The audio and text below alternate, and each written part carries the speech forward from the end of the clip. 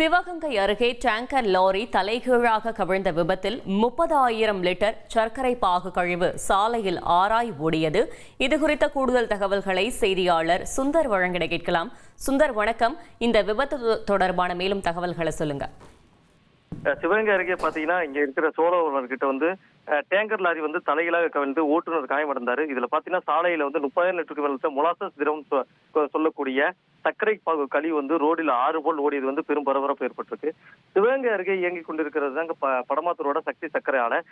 இந்த சர்க்கரை ஆலையிலிருந்து மொலாசஸ் திரவத்தை ஏற்றிக்கொண்டு இரண்டு டேங்கர் லாரிகள் கும்பகோணத்தை ஒட்டியுள்ள தனியார் ஆலைக்கு சென்றுச்சு. ஒவ்வொன்றிலும் பாத்தீங்கன்னா 30,000 லிட்டர் கூடக்கூடிய மொலாசஸ் திரவம் சொல்லக்கூடிய சர்க்கரை பாகு கழிவு இருக்கு. தோளவர் என்ற இடத்துல சொல்லும் போது லாரி எதிர்பாராத விதமாக ஓட்டுநரோட கட்டுப்பாட்டை இழந்து ஒருபுறமாக சினிமாவில் வரும் காட்சியை போல் 3 முறை தலை குப்புற கவிழ்ந்ததான் அப்பகுதி மக்கள் நேரில் பார்வையிட்டு சொன்னாங்க. இதுல ஓட்டுநர் திருவண்ணாமலையை சேர்ந்த பாலமுருகன் படுகாயம் அடைந்தாரு. அருகில் இருப்பவர்கள் அவரை காப்பாற்றி முதலுதவி செய்து 108 ஆம்புலன்ஸ் மூலம் சிவகங்கை அரசு மருத்துவமனைக்கு அழைத்து சென்றிருக்காங்க. இது குறித்து போலீசார் விசாரணை செய்திருக்காங்க.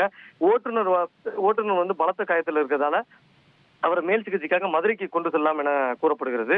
இது குறித்து காவல்துறை தீவிர விசாரணை பண்ணிட்டு இருக்காங்க. தகவல்களுக்கு நன்றி சுந்தர்.